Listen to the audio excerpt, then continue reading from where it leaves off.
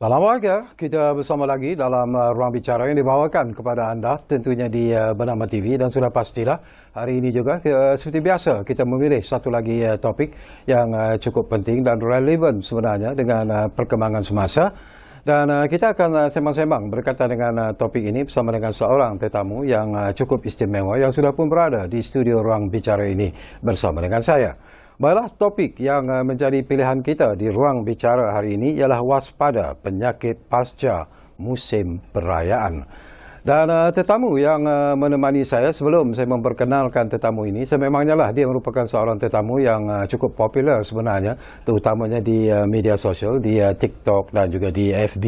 Dan followersnya juga begitu ramai sekali dan dia merupakan seorang influencer yang cukup terkenal ketika ini, terutamanya bila menyentuh tentang isu-isu yang berkaitan dengan kesihatan.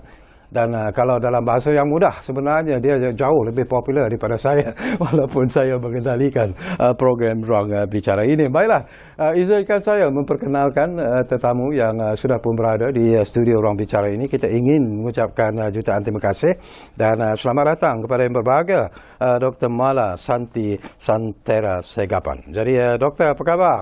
Khabar baik. Datuk, apa khabar hari ini? Alhamdulillah, sehat. Wow, saya cukup bangga sebenarnya dapat bertemu dengan Dr. Mala. Selalu orang sebut tentang Dr. Mala sebenarnya. Akhirnya impian saya untuk bertemu dengan Dr. Mala menjadi kenyataan. Terima kasih. Saya pun a big fan of Datuk sebenarnya. I think 30-40 years in journalism. Betul. And finally dapat satu studio dengan Datuk. So saya goosebumps sikit. Bila Datuk, bila doktor sebut tu terasa betul saya ini dah tua sebenarnya. Okey, terlebih dahulu kami juga di ruang bicara di Bernama TV ini ingin mengucapkan setinggi-tinggi tahniah lah kepada doktor kerana menerima baru-baru ini menerima anugerah pekerja contoh pada sambutan Hari Pekerja 2023, dan yang paling membanggakan anugerah itu disampaikan sendiri oleh Yang Berhormat Perdana Menteri. Mungkin sebelum kita bercakap tentang topik yang menjadi pilihan kita, waspada penyakit pasca musim perayaan ini, ialah saya nak berkongsi dulu bersama dengan doktor sendirilah. Apabila menerima anugerah pekerja contoh pada sambutan Hari Pekerja baru-baru ini, apakah itu merupakan satu cabaran yang cukup hebat sebenarnya kepada doktor sendiri dalam menghadapi masa-masa mendatang ini? Definitely tepat sekali apa yang Datuk ucapkan, cabaran yang lebih besar sebenarnya kepada saya sebab sekarang saya rasa expectation dan juga perhatian terhadap saya makin meninggi, makin besar, dan saya rasa tanggungjawab makin berat atas bahu ni. Ya, sebab bila dah diberi anugerah pekerja contoh, jadi kita nak buat yang terbaik dari segi klinikal, saya perlu buat lebih baik dari segi memberikan awareness kepada masyarakat juga, dan saya rasa lebih banyak mata yang memandang saya sekarang. Saya perlu lebih berhati-hati dan of course credibility dan tanggungjawab makin tinggi. Jadi memang definitely tanggungjawab dan cabaran tu makin besar sebenarnya. Dan saya percaya ini bukan sesuatu yang doktor harapkan sebenarnya. Tetapi apabila ianya menjadi satu realiti, macam doktor katalah, ia amat mencabar. Tapi sebelum itu, doktor, saya juga nak dapat sedikit latar belakang doktor lah sendiri. Penglibatan doktor sebagai dalam bidang perubatan itu sendiri. Apakah itu timbul semasa doktor sejak kecil lagi ataupun masa di sekolah ataupun macam mana, doktor? Saya typical Indian family yang mana orang kaum India ni memang dia ada satu mentaliti anak kena jadi doktor. Saya tak tahu ramai mana rakyat Malaysia tahu, tapi this is biasa lah dalam keluarga India. So saya lahir dengan 4 adik-beradik perempuan semua. So ibu bapa saya kalau boleh daripada anak sulung tu dia dah nak mereka menjadi doktor, tapi terlepas, kakak sulung terlepas, kakak kedua terlepas. So saya ni diusap sejak kecil oleh ibu saya untuk saya menjadi doktor sebab adik kepada ibu, pakcik saya, adik kepada ibu doktor juga. Beliau seorang doktor di Setiawan, Teluk Intan. Jadi inspirasi di sana, mak memang nak saya jadi doktor. Jadi sejak kecil diusap. Jadi dia dah macam terbenam, dah tersemat dalam kepala kita sampai jadi cita-cita kita sendiri. Jadi bila selepas SPM diberikan tawaran pengajian dalam bidang yang lain, saya tak boleh terima sebab sejak kecil kita dah memang nak jadi doktor. Kita dah diberitahu awak doktor kan. Jadi kita tak boleh nak ubah mindset tu. Jadi dari situ saya pursue saya punya impian saya sendiri dan juga impian ibu bapa dan impian keluarga untuk menjadi doktor. Jadi Hari ini saya Dr. Mala. Itulah Dr. Mala yang cukup popular. Yang ni memang tak sangka. Itu pun sesuatu yang menarik juga. Yalah macam kita sebut tadilah, seorang influencer, seorang yang cukup popular terutamanya di media sosial. Bila kita bercakap tentang TikTok, kita bercakap tentang FB. Apakah ini di luar jangkaan doktor sendiri sebenarnya? Memang luar jangkaan, Datuk. Sebab, yelah kita doktor kan. Jadi kita bekerja di sebalik tabir. Kami bekerja dengan peluh, dengan keringat, dengan darah, dengan pesakit, dengan jeritan dan tangisan. Jadi dunia popular ataupun dunia selebriti memang jauh daripada kami. Memang tak pernah sangka. Namun saya rasa COVID banyak mengubah kehidupan manusia. COVID banyak mengubah kita dan mengubah persepsi kita tentang kehidupan ni, macam work from home, tak pernah boleh terfikir dan sebagainya. Jadi ketika COVID tu, sebenarnya tujuan saya muncul di media sosial adalah untuk memberikan kesedaran ataupun lebih tepat mungkin untuk membebel. Sebab tu saya sebab tu saya letak hashtag celoteh Dr. Mala, sebab saya berceloteh. Yelah kita bila tengok orang dah datang ke hospital, dah sakit, dah menyesal tu, kita rasa aduh, saya nak berikan peringatan kepada yang lain supaya mereka tak sampai ke tempat yang sama ni. Harap-harapnya dengan peringatan saya orang lain boleh cegah. Jadi di situlah bermulanya perjalanan saya untuk mula berceloteh di media sosial, yang langsung saya tak sangka yang akan mendapat sambutan yang begitu tinggi. Sebab tu bila saya buat video, Datuk, saya tak make up, tak pakai baju tidur dekat rumah, tak ada studio, tak ada tripod, saya redah sahaja. Kalau saya tahu sambutan besar, daripada awal lagi saya dah minta jadi pakai lipstick tebal. Sebab kita tak tahu kan. Bila kita berbuat sesuatu, kita tak tahu apakah pulangannya pada ketika itu. Kita buat dengan jujur, kita buat dengan ikhlas, pulangan tu terpulanglah kan, Tuhan yang tetapkan. Jadi memang tak pernah sangka, tak pernah jangka. Itulah saya pun ada sebenarnya mencatatkan tentang celoteh Dr. Mala ni, kalau nak baca panjang sangat.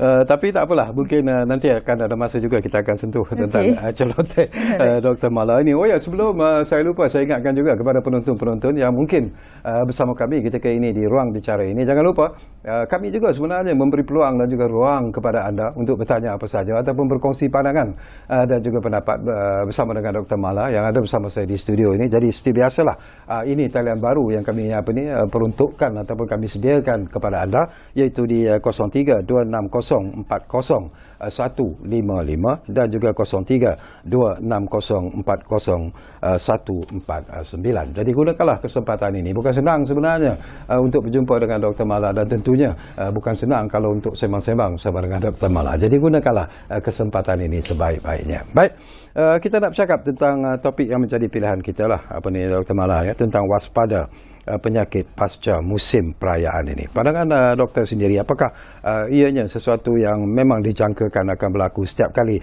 selepas kita menyambut musim perayaan? Betul, memang ketika musim perayaan tu kita dah tahu dah, lepas ni hospital akan dikerumuni, ya. Lepas ni klinik akan penuh, ya, lepas ni macam-macam. Doktor akan buat banyak duit. Betul. Doktor swasta mungkin, doktor kerajaan kesian, kesian dekat mereka. Mereka tiada insentif lebih bila lebih banyak pesakit, ya. Penat lebih je. Doktor swasta pun lain, ya. Bukan semua doktor ada insentif mengikut pesakit. So anyway, selepas musim perayaan memang biasa kita akan dapat lebih banyak pesakit di hospital. Satu daripada penyakit berjangkit, dari segi ceret-berit muntah, batuk selsema yang dikongsi bersama, yang pertama. Yang kedua dari segi kemalangan.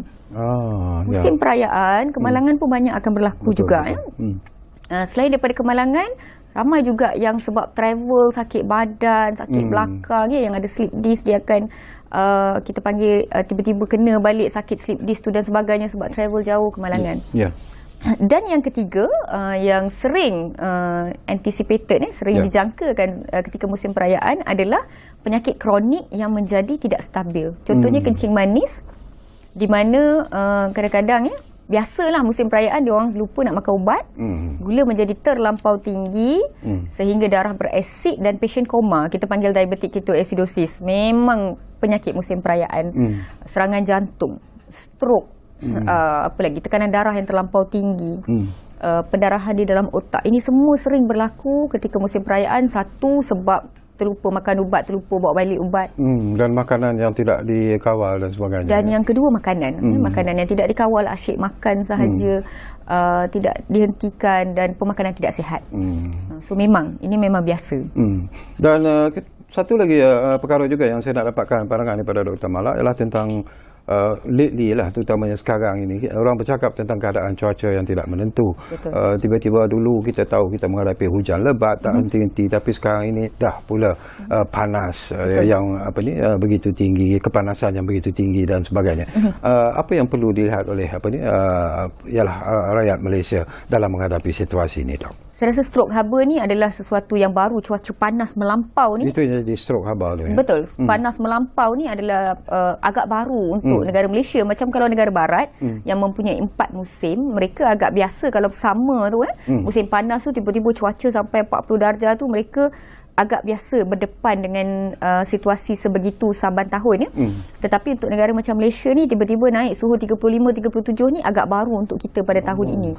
Dan pada pandangan saya, sedikit kita tidak sedikit malang sebab ia berlaku pada musim perayaan yang mana begitu banyak makanan disajikan di luar ketika panas ni, Datuk. Jadi menyebabkan penyakit muntah cerit-berit, food poisoning, menjadi lebih banyak pada tahun ini berbanding dengan tahun-tahun sebelum ini, disebabkan oleh cuaca. Yalah, bila cuaca panas, masakan tu cepat basi kan. Jadi kalau dulu mungkin letak 4 jam, lepas tu baru kita panaskan balik. Sekarang letak 2 jam kat luar dah, dia dah basi, dah masak. Itu disebabkan oleh keadaan cuaca boleh menyebabkan. Betul, sebab kuman lagi senang nak hidup, kuman lagi banyak kan. Jadi itu yang pertama. Dan yang kedua, kering. Ini sebab panas ni kan. Jadi orang minum minuman berkafein, minuman manis, minuman yang lagi mengeringkan badan. Dia tarik air daripada badan. Sebab bila panas kan, tekak ni mencari yang sejuk je. Musim perayaan yang sejuk semua air manis. Ya, betul. Jadi semua air manis yang diminum, jadi badan lagi kering. Itu yang menyebabkan penyakit kronik pun lagi teruk. Dan sedikit sebanyak cuaca ini menyebabkan banyak rentetan penyakit-penyakit yang lain, kering, dehydrated, stroke haba dan sebagainya. Macam saya sendiri doktor, yalah, I'm trying to be very frank lah. I'm addicted to coffee. Alright. Tak boleh tak minum kopi sehari. Dapat, we are friends. Saya pun. Ada tak itu juga mungkin perlu dikurangkan ketika keadaan sekarang ini? Okey, secara jujurnya sebagai seorang caffeine addict juga, saya memang kena minum 1 hari 2 cup. Pagi 1, petang 1. Betul. Tak boleh skip. Kalau tak, nanti saya sakit kepala. Nanti habis rakyat Malaysia dicelotehi. Jadi demi keamanan negara, saya kena minum 2 cup sehari. Alright. Tapi kita kena tahu, diri kita kena tahu, saya dah minum 1 gelas kopi. Maksudnya badan saya memerlukan 3 gelas air putih.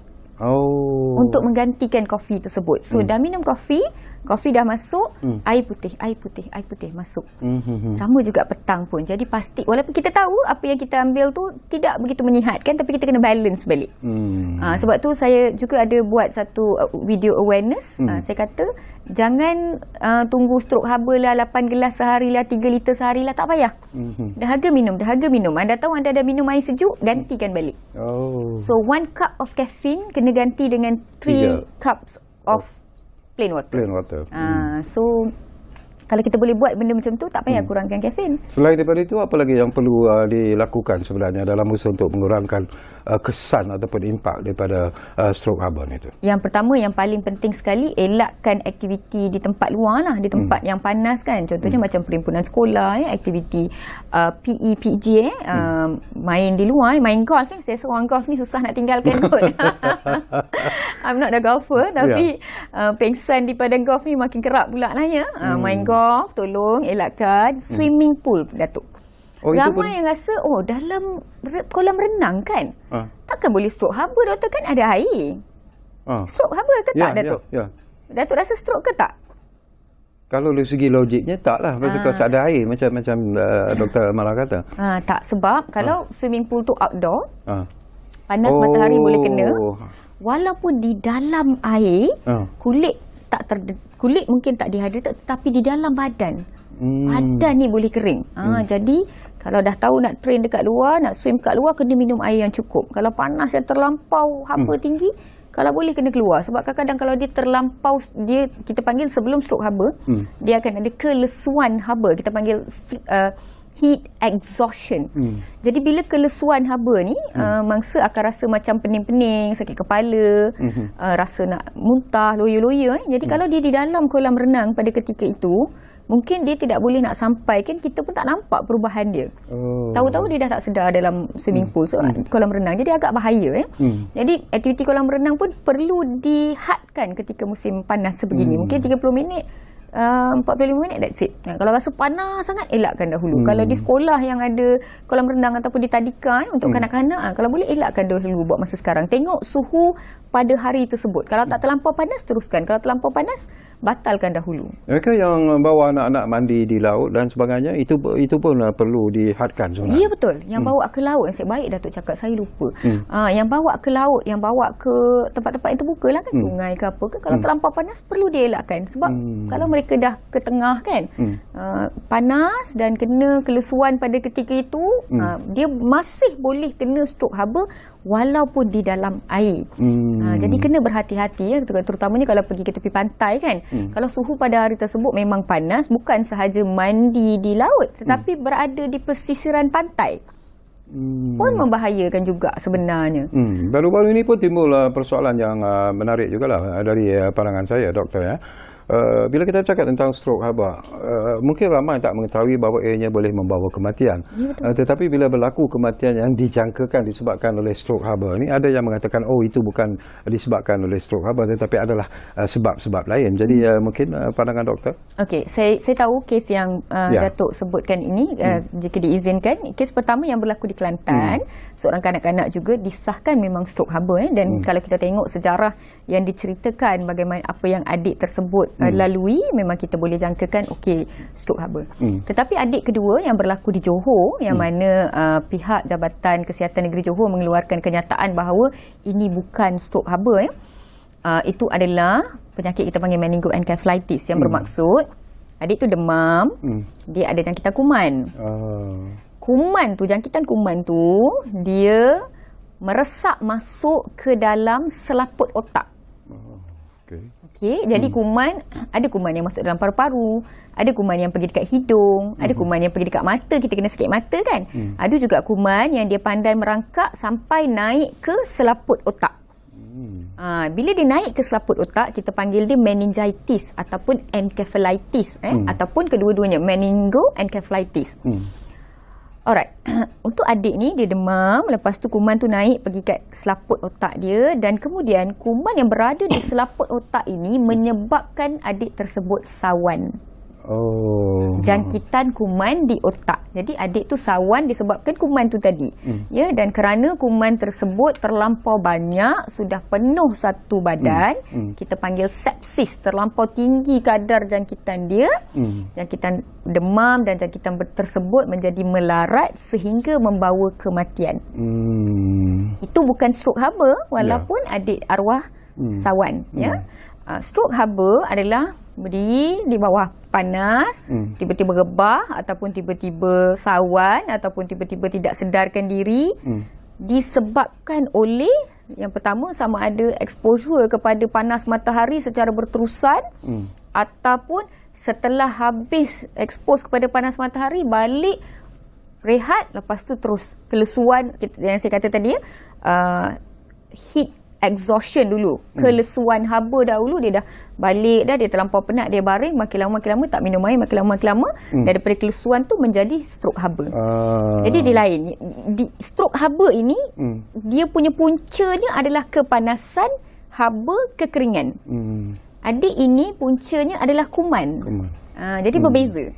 Walaupun simptom dia agak sama, tapi doktor dan pihak kesihatan memandang setiap penyakit, macam mana kita nak kata ni COVID, ini stroke haba, ini meningitis, macam mana kita tengok daripada perjalanan penyakit tersebut, dari situ kita akan bagi tahu ini punca dia. Macam tu. Okey, Dr. Mala, kita akan berehat dulu buat seketika. Tapi sebelum ialah kita berehat, sepantas-pantasnya selaku pegawai perubatan di Columbia Asia Hospital di Ceras, ada tak setakat ini pasien yang masuk betul-betul disebabkan oleh terkenanya stroke haba? Oh, tidak. Di hospital saya ketika saya bertugas tidak. Belum lagi. Nasib baik. Kita akan berehat dulu buat seketika, dan seperti yang saya sebut kepada anda, kalau anda juga ingin bertanya apa saja berkaitan dengan topik yang menjadi perbincangan ini, merupakan topik yang cukup interesting ataupun menarik sebenarnya. Jadi saya ulangi lagi dua talian yang kami sediakan kepada anda di 03-2604-0155, dan satu lagi talian ialah 03-2604-0149. Kita rehat dulu, tetapi jangan ke mana-mana. Kembali semula sebentar saja lagi bersama kami di Ruang Bicara yang kami bawakan kepada anda, mana lagi tentunya bernama TV. Kita jumpa lagi.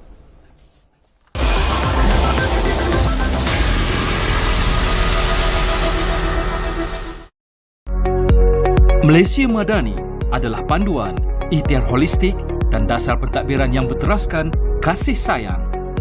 Ia bertunjangkan sikap saling menghormati, meraihkan kepelbagaian dan pendapat.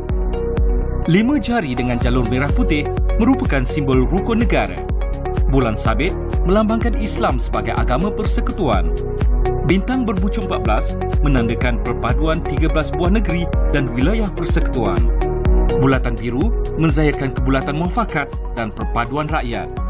Warna biru bermaksud kesatuan nasional, keterangkuman dan persaudaraan. Kuning, nilai tradisi, kebudayaan dan kearifan tempatan. Merah, keberanian, jati diri dan keazaman. Putih, keluhuran budi, kesucian hati dan hasrat murni.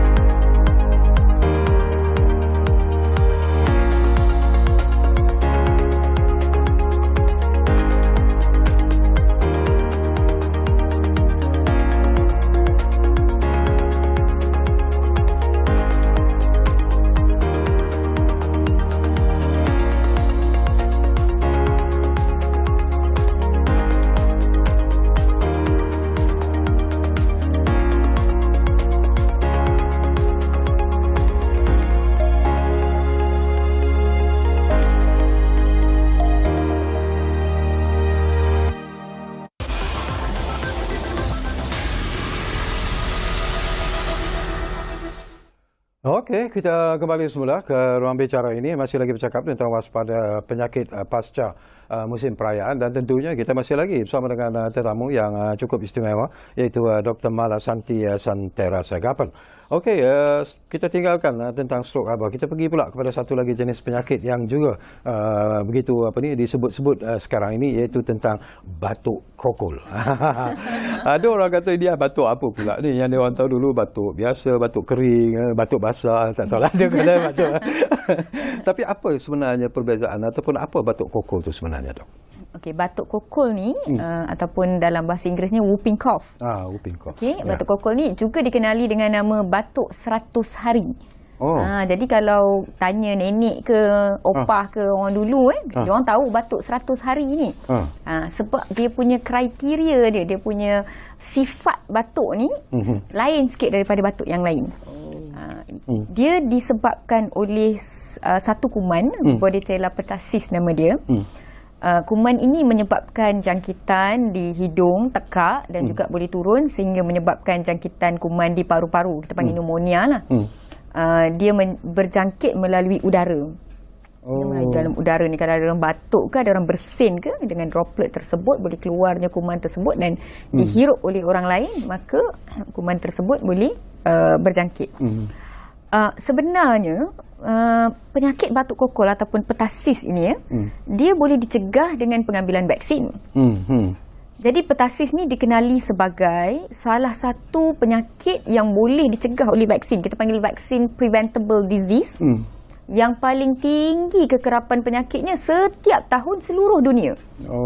Walaupun ia boleh dicegah melalui vaksin, tetapi kadar penyakit ini masih tinggi seluruh dunia, ya, yang mana WHO sendiri memang agak concern dengan keadaan ini. Setiap tahun lebih kurang 100,000 hingga 300,000 kes berlaku seluruh dunia. Tapi di Malaysia sebelum ini tak adalah tinggi sangat. Kalau kita tengok statistik sebelum 2019, 2020, 2021 semua, ya.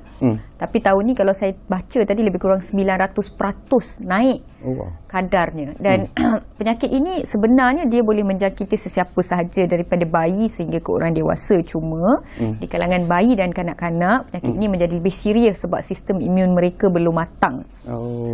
Penyakit batuk kokol ni biasanya bermula dengan demam macam biasa, selsema sedikit macam biasa dan batuk. Kenapa dia guna istilah 100 hari tu? Sebab pada awalnya batuk dia sama.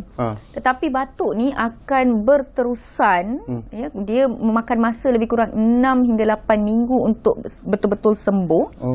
Dan batuk ni dia nyaring, dan batuk ni dia boleh batuk yang bersambung sehingga pesakit berhenti bernafas. Disebabkan oleh batuk tersebut. Kita panggil dari segi perubatan apnea, APNEA, tidak bernafas. Jadi kalau bayi tu, ya Datuk, dia batuk tu, bayi tu batuk, dia akan berhenti bernafas dan dia tak batuk dah lah, dia berhenti, dia tak bernafas, dia akan jadi biru ataupun pucat. Sebab tu orang tua dulu-dulu dia kenal sebagai, kalau baby tu jadi pucat macam tu, ya, pada seminggu ni dah demam, dah batuk, tiba-tiba masuk minggu kedua dia batuk sampai pucat. Kalau orang tua tu, orang nenek macam mak saya pun, dia dah tahu ini batuk 100 hari, ini bukan batuk normal. Kena bawa pergi hospital dengan cepat. Biasanya mak-mak bidan dulu-dulu dia orang tahu. Ini bukan penyakit baru lah, memang dah lama. Dah lama. Wujud lah. Dah lama. Saya rasa penyakit tersebut pun dinamakan di France, tak silap saya, di Perancis, lebih kurang 18-20 something, dah lama dah. Jadi orang dulu-dulu dia memang tahu, sebab dulu kemudahan perubatan tidak begitu banyak kan. Jadi jika berlaku batuk sehingga bayi pucat sebegitu, mereka akan bawa ke hospital dengan segera. Kalau batuk lain mereka tak kisah sangat, ya. Jadi saya nak confirm satu sebelum tu, doktor. Dikatakan bahawa bila kita cakap tentang, tadi pun doktor sebut tentang pertussis vaksin itu sendiri, memang kanak-kanak sekolah diwajibkan untuk mengambil vaksin ini ketika berusia 12 tahun. Bukan, vaksin ini diberikan pada bulan kedua, kelima dan 1 tahun, dan kemudiannya booster diberikan satu lagi dos pada 18 bulan, setahun setengah dah diberi dah. Memang semua sekolah. Semua bayi yang lahir di Malaysia sebenarnya sebelum sudah umur 2 tahun sudah diberi. Dan buku vaksin ini perlu disubmit, diberikan di sekolah ketika mendaftar ke sekolah. Jadi sepatutnya semua kanak-kanak yang pergi ke sekolah di Malaysia patut menerima keseluruhan vaksin yang dijadualkan mengikut program imunisasi kebangsaan. Itu yang kita maksudkan, sepatutnya lah. Tetapi itulah antara sebab berlakunya outbreak sebegini kemungkinan besar kerana tak cukup coverage vaksin. Jadi berlakunya outbreak. Tapi kalau ikutkan, vaksin ini ada di semua klinik kesihatan kerajaan, semua hospital, di semua klinik swasta dan hospital swasta. Boleh diambil, dan dia memang ada di dalam jadual imunisasi kebangsaan. Memang ada. Okey, kita juga nak menyentuh tentang pengumuman yang dibuat baru-baru inilah oleh WHO sendiri. Ini pun menjadi isu yang cukup menarik sebenarnya, doktor, ya, iaitu tentang di mana dikatakan bahawa ancaman COVID-19 sebenarnya dianggap sudah reda sebenarnya, dan ianya tidak lagi jadi sebagai pandemik, tetapi hanyalah sebagai endemik. Tetapi apa yang perlu sebenarnya diperhatikan ataupun diawasi oleh rakyat Malaysia sendiri, mungkin mereka anggap okeylah, vaksin COVID-19 dah tak ada dan sebagainya, tetapi mungkin tanpa kita sedar, walaupun tidak diumumkan dengan begitu meluas, masih lagi ada sebenarnya mangsa-mangsa COVID-19 di negara kita. Nasihat doktor. Sebenarnya pengumuman WHO dan juga Kementerian Kesihatan Malaysia mengatakan bahawa COVID-19 bukan lagi satu ancaman kesihatan dunia. Bermaksud kita sudah tiada di dalam fasa pandemik, ya. Kita sekarang beralih ke fasa endemik. Yang bermaksud COVID tidak hilang ya. COVID bukannya pupus, tidak. COVID masih ada, cuma sekarang dia menjadi jiran kita. Kita hidup dengan COVID macam denggi. Kita dah 30-40 tahun dah hidup dengan denggi. Kita masih dengar orang kena jangkitan denggi dan orang yang masuk ke hospital disebabkan oleh denggi sehingga masuk ICU disebabkan oleh denggi, dan kita masih dengar kes kematian disebabkan oleh denggi sehingga sekarang. And COVID akan menjadi salah satu jangkitan seperti denggi. Kita akan dengar jangkitan COVID berlaku, naik, COVID turun. Kita akan dengar orang yang jangkitan COVID ni akan sehingga masuk ke ICU. Dan kita akan dengar ada ketikanya pesakit jangkitan COVID sehingga kehilangan nyawa. So, pengumuman yang mengatakan bahawa ia bukan lagi satu ancaman dunia, bagi saya hanyalah satu kelegaan untuk WHO, sebab ia bukan lagi satu ancaman tahap dunia ya? Tetapi kepada kita semua rakyat yang pernah hidup dalam zaman PKP, berkurung, buat dalgona kopi, nak pergi rumah jiran pun tak boleh ya? Kita perlu berhati-hati sebab kita tak nak pergi ke fasa tersebut kembali. Dan kita kena ingat, apabila COVID ni menjadi jiran kita, kita hidup dengan dia, dia akan bersama-sama dengan kita berpuluh tahun. Maksudnya kita akan turunkan dia kepada anak kita, cucu kita, cicit kita lagi lama. Maka kita kena lebih berhati-hati. Amalan yang kita belajar ketika COVID mendadak tu ya, ketika COVID mencanak-canak tu, kita belajar cuci tangan, pakai pelitup muka terutamanya jika anda tidak sihat. Ya, amalkan jarak yang sihat jika berada di tempat yang bersesak terutamanya. Jangan keluar jika anda tidak sihat ya. Test awal ya. Semua ini wajar digunakan pada setiap keadaan. Sebab bukan saja kita boleh cegah COVID, kita boleh cegah banyak lagi penyakit, terutamanya penyakit berjangkit berkaitan dengan pernafasan. Jadi bagi saya, ia satu kelegaan dari segi dunia, tetapi kita perlu ambil langkah berjaga-jaga, jaga diri sendiri dan jaga orang lain juga. From your own personal observation juga, Dr. Mala, yalah kita masih nak menyentuh tentang COVID. Semasa perayaan, mungkin ada sebenarnya mereka yang dijangkiti oleh COVID-19 ini, tetapi mungkin tidak diwar-warkan secara terbuka. Tetapi daripada your own personal observation, ramai tak sebenarnya, Dr. Mala, yang mungkin menjadi mangsa COVID-19 semasa dan selepas hari perayaan itu sebenarnya?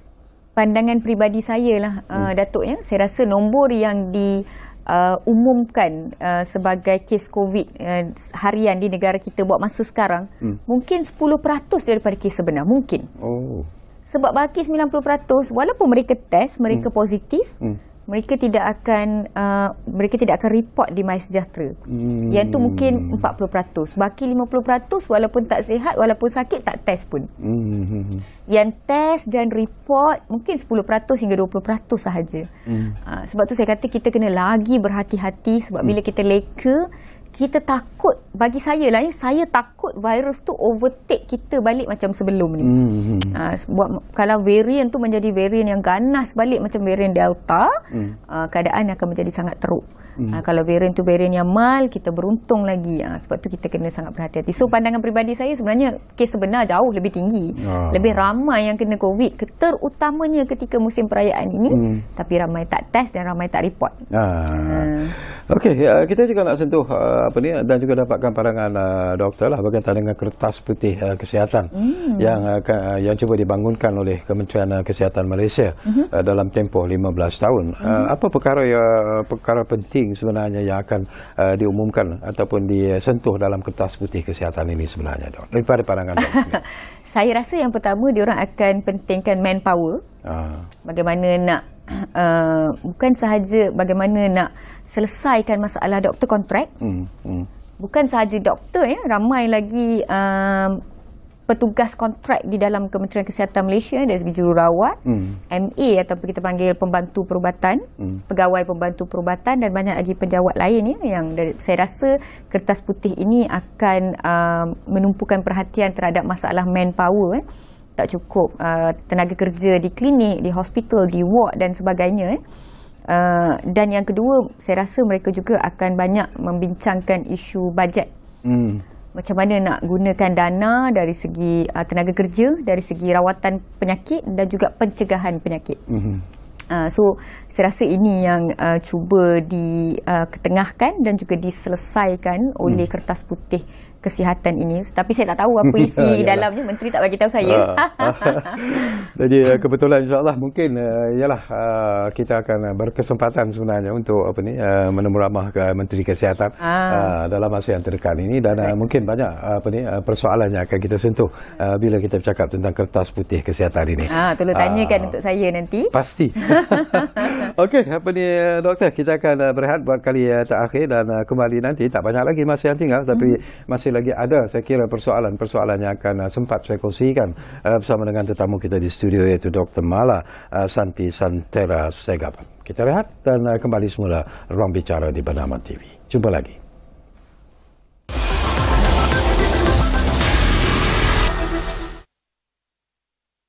Cukup berterima kasih sebenarnya kalau anda masih lagi menumpukan perhatian bersama kami di Ruang Bicara ini. Kita masih lagi bersama dengan Dr. Mala Santi, dan sesuatu yang penting jugalah bagi saya lah sebenarnya, doktor, ya, kalau kita melihat penekanan negara kita ke arah mengembangkan lagi ekonomi kita, dan kita juga lihat bagaimana kesungguhan yang ditunjukkan oleh Yang Amat Berhormat Perdana Menteri cuba menarik pelabur-pelabur daripada luar negara untuk melabur di negara kita ini. Tetapi ramai juga mungkin yang tidak terfikir bahawa dalam mengembangkan ekonomi itu sendiri, kesihatan di dalam negara kita juga adalah sesuatu ataupun satu aspek yang perlu diberi perhatian serius. Kalau tidak, pelabur-pelabur pun akan memikirkan 3-4 kali sebelum mereka datang untuk melabur. Komen sikit, doktor. Ya, betul. Bagi saya, kesihatan kita sangat penting untuk kita menjadi produktif. Produktiviti sangat berkaitan dengan kesihatan. Kita tahu bukti ni kita nampak waktu COVID dulu. Bila tak sihat, bila kesihatan menjadi satu ancaman, habis semua orang kena kurung, tunggu settle, tunggu sihat, baru kita boleh kembali produktif. Dan penyakit seperti obesiti, penyakit kencing manis, penyakit darah tinggi yang menjadi semakin muda. Darah tinggi menjadi semakin muda. Tahu, Datuk. Kalau dulu 40 tahun kena baru darah tinggi. Kena. Yes, 45 tahun, 50 tahun baru kena. Sekarang 30 tahun dah kena. 32 tahun dah kena darah tinggi. Jadi penyakit kronik yang menjadi semakin muda ini sebenarnya merisaukan. Dan orang muda yang lebih ramai kena penyakit kronik, orang muda yang lebih ramai obesiti, saya rasa sangat berkait dengan budaya kita yang tak kisah apa pun majlisnya mesti ada makanan. Dan makanan bertimbun-timbun terlampau banyak sehingga kita membazirkan makanan tersebut. Jadi membimbangkan, merisaukan, tapi saya berharap agar doktor dan juga petugas kesihatan, termasuklah dengan fitness coach, dietitian, nutrition, lebih ramai tampil ke hadapan dan berkongsi tips-tips mudah, ya, dan juga memberikan kesedaran kepada orang awam, sebab kesihatan ni adalah sesuatu yang mahal. Once kita dah terlepas perahu tersebut, kita dah kehilangan kesihatan, nak dapatkan balik tu susah. Once dah kena kencing manis, betul, nak reverse balik tu bukan nak kata tak boleh, tapi begitu susah. Sama juga dengan darah tinggi, ya. Once dah kena, bayangkanlah kalau umur 30 tahun, 35 tahun dah kena darah tinggi. Nak kerja lagi 30 tahun, nak kerja lagi 25 tahun. Setiap hari kena makan ubat, kena pergi follow up, risiko stroke, risiko serangan jantung, banyak lagi. Jadi ini akan mengurangkan produktiviti sebenarnya. Jadi bagi saya, kita kena bertindak awal. Kita kena saling ingat mengingati. Sebab zaman sekarang ni, Datuk, kita tak boleh tegur tau. Dia ada sesuatu yang dinamakan toxic positivity. Kalau toxic positivity. Kalau kita kata jangan makan banyak sangat, nanti berat badan bertambah. Ui, marah kata, ni nak body shaming saya ke? You nak kata saya gemuk ke? Bukan. Kita sebenarnya nak menasihati, tetapi orang kadang tak boleh terima. Jadi agak susah sedikit kita nak menasihati orang dengan cara yang baik pada zaman sekarang ni. Dan saya mungkin rasa juga, Datuk, doktor, ini berlaku disebabkan oleh our style of living, cara kehidupan kita sekarang ini jauh berbeza. Mungkin zaman saya dulu ialah kita very strict, mak bapak kita juga very strict. Kita nak keluar makan pun belum tentu kita boleh mampu untuk membeli makanan yang kita mahu, kan. Tetapi sekarang ini dah berbeza. Kehidupan itu sudah berbeza. Apakah itu sebenarnya yang mempengaruhi cara hidup kita, dan pada masa yang sama juga mengakibatkan berlakunya ancaman kepada kesihatan kita? Yes, Datuk. Kalau saya recall balik kan, saya kecil-kecil dulu, setahun sekali bila saya dapat nombor 1 dalam exam, dapat makan KFC. Anak saya sekarang, Mami nak KFC. Saya dah masak kat rumah, nak Kentucky lagi. Dengan macam-macam lagi lah. Makanan-makanan, seperti nugget. Saya rasa saya first time makan nugget waktu saya berumur 18 tahun. Budak-budak sekarang umur setahun, 2 tahun dah makan nugget dah. Jadi makanan menjadi makanan tidak sihat sampai ke mereka lebih awal. Yang pertama. Yang kedua, kemampuan. Macam Datuk kata, kalau dulu kita keluar belum tentu mampu. Sekarang ni kemampuan untuk makanan tu lebih tinggi. Yang kedua. Dan yang ketiga, saya selalu bila saya kongsi di media sosial, saya kata kalau anda tak makan makanan manis, tak minum minuman manis, tapi anda makan nasi, anda masih ada risiko kecil manis sebab nasi ada glukos. Jadi ramai yang serang Dr. Mala balik, nenek saya makan nasi okey je, atuk saya makan nasi okey je, kenapa pula doktor nak marahkan nasi? Masalahnya nenek kita, atuk kita buat kerja membanting tulang. Keluar peluh. Iya, bersawah, ternak ayam, sapu rumah, berpanas kat kampung, bercucuk tanam, cuci baju, sidai. Kita sekarang nak tekan kipas pun ada remote. Bukan sekadar ada kipas tu nak jalan pergi on pun tak nak, ada remote. Lepas tu dengan eskalatornya, mana keluar rumah kan budak-budak sekarang main iPad. Jadi nenek pun makan nasi, kita pun makan nasi. Masalahnya nenek makan nasi buat kerja, kita makan nasi duduk kat office. Ataupun tidur lepas makan. Ataupun tidur. Lepas pagi sampai petang duduk kat office kan. Saya bekerja lah, nenek kerja lain. Jadinya penggunaan tenaga kita telah berubah. Sejam pergi kerja, jam sejam balik kerja, jam 2 jam duduk drive kan. Macam-macam penyakit datang. Jadi gaya hidup kita telah berubah sebenarnya. Disebabkan gaya hidup kita berubah, kita tak boleh makan macam nenek, kita tak boleh makan macam atuk, kita pun kena ubah. Lagi aktiviti fizikal kita berkurang, lagi kita kena kurangkan makanan. Jumlah makanan yang kita ambil. Lagi banyak kita bekerja secara fizikal. Kalau pekerjaan itu adalah construction worker ataupun bekerja sebagai menggunakan tenaga lah, maka kamu boleh tinggikan sedikit pengambilan makanan. Lebih banyak anda bekerja secara duduk, secara menggunakan minda, secara menggunakan mental. Pekerjaan yang menggunakan intelektual, berteknologi, makinlah makanan perlu dikurangkan. Jadi ini adalah awareness yang kita kena share, kita kena kongsi dan kita kena terima apabila kritikan sebegini diberi, sebab mencegah jauh lebih mudah dan lebih baik daripada merawat. Tolonglah, itu satu-satunya celoteh saya, Cik. Ya, saya betul. Bila doktor sebut tentang celoteh celoteh Dr. Mala ni, kadang-kadang saya terfikir juga, mungkin dalam usaha untuk memberikan kesedaran sebenarnya kepada rakyat kita untuk berubah. Mungkin dari segi cara hidup, style kehidupan dan sebagainya. Ini bukan sesuatu yang mudah sebenarnya. Kalau kita tegur, macam doktor katalah, kita akan dimarah. Kena who are you nak tegur kita kan? Mak bapak pun tak pernah tegur. Tapi apa yang peranan siapa sebenarnya yang perlu dimainkan ataupun diketengahkan dalam usaha untuk memberi kesedaran kepada rakyat? Saya rasa yang pertama, ibu bapa kena tegur anak sendiri. Ibu bapa kena kental. Jangan sebab anak sedih, anak tarik muka, anak terasa hati dengan kita tak nak tegur dia. Saya rasa kalau generasi macam saya, generasi macam Datuk, kita semua hari ini menjadi berjaya, menjadi sihat, whatever kita adalah disebabkan oleh teguran ibu bapa. Mak ayah kita dulu tak payah cerita lah. Teguran dia orang memang lain macam kan. Jadi ibu bapa muda zaman sekarang ni, dia susah nak tegur anak dia. Dan kita pun tak boleh tegur anak dia juga. Jadi saya rasa golongan pertama yang kena belajar tegur adalah ibu bapa sendiri. Sebab macam Datuk kata tadi, bila kita tegur anak ni, nanti dia kata mak ayah saya pun tak tegur. Yang kedua, saya rasa sepatutnya, pada pendapat peribadi saya harap tak ada ancaman ni, saya rasa guru-guru perlu diperkasakan dan guru-guru patut diberikan kuasa untuk menegur budak-budak ni daripada zaman sekolah lagi. Bila mereka kecil, bila mereka remaja, cikgu-cikgu perlu diperkasakan dengan ilmu dan dengan cara menegur yang betul dan baik yang boleh mengubah mereka. Sebab bila mereka kanak-kanak dan remaja, dia dah melalui jalan yang betul, lebih mudah untuk dia mengikuti jalan tersebut. Dia susah sikit nak terbabas, orang kata. Kalau dah lepas tu baru nak betulkan takut terlambat. Yalah. Kalau dia sampai umur 15, 16, 17 tu dia ikut, dia dah tahu dah pemakanan macam ni kena elakkan, ini jangan buat ni, dan teguran cikgu tu memang tersemat dalam jiwa dia.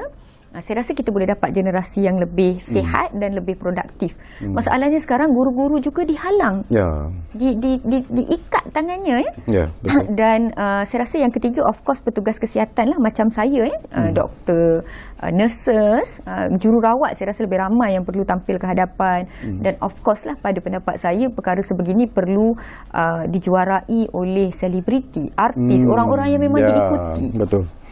Sebab mereka ni diikuti, digilai, jadi sepatutnya mereka mengambil sedikit tanggungjawab sosial dan tanggungjawab moral kepada penyokong mereka, peminat mereka. Sampaikanlah nasihat dan awareness sebegini sedikit sebanyak ketika mereka ada masa, supaya kita menjadi rakyat Malaysia yang lebih sihat, lebih produktif, dan hopefully hospital dan klinik lengang bila saya bekerja. Tapi mungkin menarik juga sebenarnya doktor ya, kalau kita lihat daripada segi pengikut ataupun followers yang mengikuti celoteh Dr. Mala ini sendiri, jumlah yang begitu besar, macam saya katakanlah jauh lebih popular daripada saya sebenarnya. Apakah itu satu gambaran bahawa sebenarnya rakyat Malaysia begitu concern tentang kesihatan? Yes. Cuma mungkin juga dari segi kempen yang perlu dilakukan oleh pihak-pihak tertentu, mungkin Kementerian Kesihatan sendiri dan sebagainya, dalam usaha untuk memberi kesedaran itu yang perlu dipertingkatkan agaknya. Ya, betul Datuk. Saya rasa dalam kertas putih kesihatan itu sendiri sepatutnya tumpuan diberikan kepada pencegahan penyakit, daripada kita duk rawat doktor dah tak larat, staff nurse dah tak cukup kan.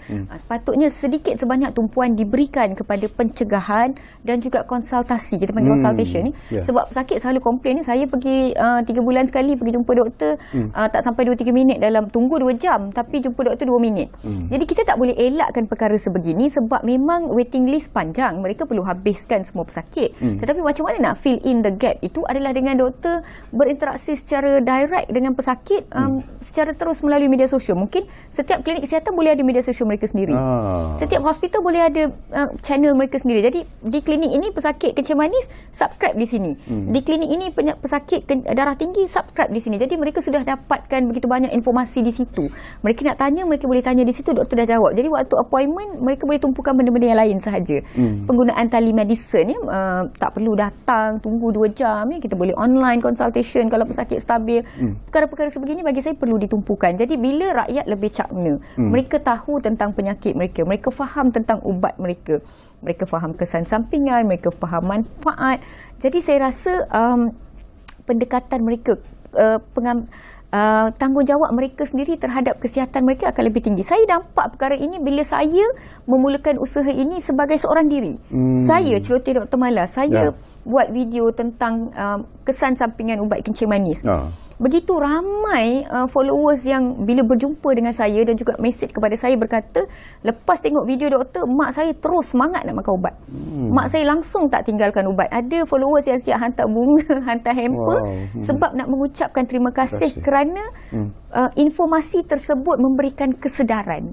Jadi saya rasa sepatutnya pada tahap kementerian, usaha sebegini wajar diambil supaya kita boleh dapat masyarakat yang lebih sihat dan lebih produktif dan lebih gembira dan bahagia sebenarnya. Saya tahu ianya memberi satu kepuasan yang luar biasa sebenarnya kepada Dr. Mala.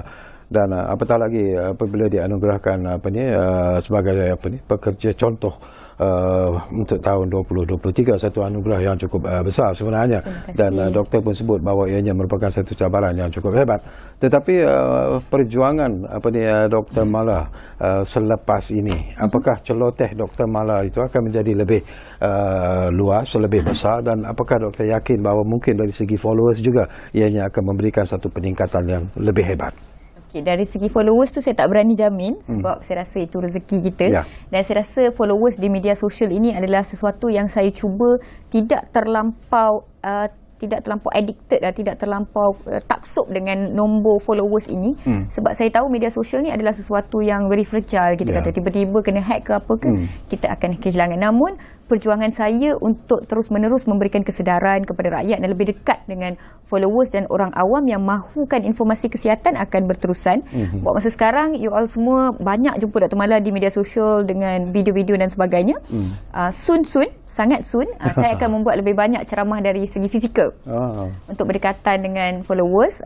Anjurkan supaya mereka boleh berjumpa dengan saya, bertanya, berinteraksi dengan objektif agar mereka menjadi lebih sihat, mereka faham penyakit mereka dengan lebih baik dan mereka boleh teruskan rawatan dan, ataupun teruskan menjadi sihat dengan lebih baik. Jadi perjuangan saya di media sosial dan juga di luar media sosial akan berterusan, dan macam yang Datuk kata, cabaran dan tanggungjawab tu makin besar, makin dahsyat. Jadi saya mohon doa daripada semua pihak supaya saya lebih berhati-hati dan lebih bertanggungjawab dalam apa saja yang saya buat. Sebelum saya lupa juga tentang National Training Week, anjuran Kementerian Sumber Manusia dan juga HRD Corp itu sendiri akan bermula pada 22 Mei hingga 28 Mei nanti. Jadi mungkin doktor boleh sentuh sedikit pencerahan berkaitan dengan apa sebenarnya yang akan dibincangkan di National Training Week ini. Okay, National Training Week ini dianjurkan oleh Kementerian Sumber Manusia in collaboration with HRD Corp, Human Resource Development Corporation, yang mana National Training Week ini berlaku daripada 22 hingga 28 Mei. Ia berlaku secara serentak di seluruh negara. Program induknya berlaku di UPM Serdang, di mana launching pada 22 Mei akan dilakukan oleh YB Menteri Sumber Manusia sendiri. Semua jenis latihan, dari segi teknikal, dari segi soft skill, dari segi banyak jenis latihan ada dalam National Training Week ini. Dua-dua, dari ada latihan offline dan ada latihan online. Fizikal pun ada, online pun ada, di Sabah, di Melaka, di Pahang, di Selangor, semua seluruh negara ya. Tuan-tuan hanya perlu pergi ke website tersebut dan register, dan boleh cek semua training yang ada dan boleh ikuti latihan-latihan tersebut secara percuma. Dan sijil-sijil yang berkenaan akan dikeluarkan. Yalah, kita bekerja kan, jadi kita kena tunjukkan yang kita sentiasa develop diri kita untuk menjadi lebih baik dan lebih orang kata sesuai dengan teknologi pada masa kini. Jadi saya rasa National Training Week ini adalah waktu dan juga peluang yang sesuai untuk semua orang, termasuk saya. Saya akan berada pada opening bersama dengan YB V. Sivakumar dan juga saya akan join beberapa training sepanjang minggu tersebut. Right. Baik, tinggal lebih kurang 2 minit saja lagi masa yang diperuntukkan kepada kita. Jadi di penghujung ini barangkali Dr. Mala ingin menyatakan sesuatu ataupun harapan Dr. Mala sendiri kepada rakyat Malaysia bila kita bercakap tentang kesihatan rakyat Malaysia secara keseluruhannya. Silakan. Nasihat saya dan juga peringatan saya kepada seluruh rakyat Malaysia adalah ambil tanggungjawab terhadap kesihatan anda sendiri. Jangan sehingga penyakit datang dan take charge of your body. You have to take charge of your body. Jadi ketahuilah tentang tubuh anda, diri anda. Jadi bila Dr. Malam babel macam ni, maksudnya kena buat pemeriksaan kesihatan. Sebab ramai yang kata, saya tak ada kencing manis doktor tapi tak pernah cek. Saya tak ada darah tinggi doktor tapi tak nak cek sebab takut nak tahu. Ramai tak suka buat medical check up sebab takut nak tahu. Kalian tak nak makan ubat pun tak apa. Kalian belum bersedia untuk terima rawatan pun tak apa. Yang penting anda perlu tahu situasi tubuh anda. Jadi buat pemeriksaan, ketahui dan ambil masa untuk digest, untuk terima keadaan tersebut, dan kemudiannya bersedialah dari segi mental dan fizikal untuk mendapatkan rawatan. Sebab kalau minda kamu tak terima, hati kamu tak terima, tubuh kamu tidak boleh menjadi lebih sihat. Alright, jadi saya harap juga anda semua follow orang yang bertanggungjawab, orang yang betul untuk dapatkan kehidupan yang lebih sihat. Okey, kami mengucapkan jutaan terima kasih kepada Dr. Mala Santi Santera Segapan kerana membebel di program di program Ruang Bicara ini. Tapi apapun, ianya merupakan bebelan-bebelan yang cukup penting dan bererti sebenarnya. Dan saya sendiri secara pribadi juga banyak mendapat info-info yang menarik daripada Dr. Mala, dan kita harap juga penonton-penonton juga yang menumpukan perhatian menyaksikan program Ruang Bicara ini, walaupun tidak ada yang memanggil, mungkin mereka ingin mendengar sebenarnya bebelan daripada Dr. Mala, kerana itu jauh lebih penting sebenarnya intipati yang ingin disampaikan. Apapun, jutaan terima kasih banyak-banyak kepada anda menumpukan perhatian bersama kami di Ruang Bicara, dan jangan lupa seperti yang selalu kami janjikan kepada anda, Ruang Bicara akan terus berbicara bersama anda dari masa ke semasa. Kita jumpa lagi, itu pastinya. Thank you. Thank you.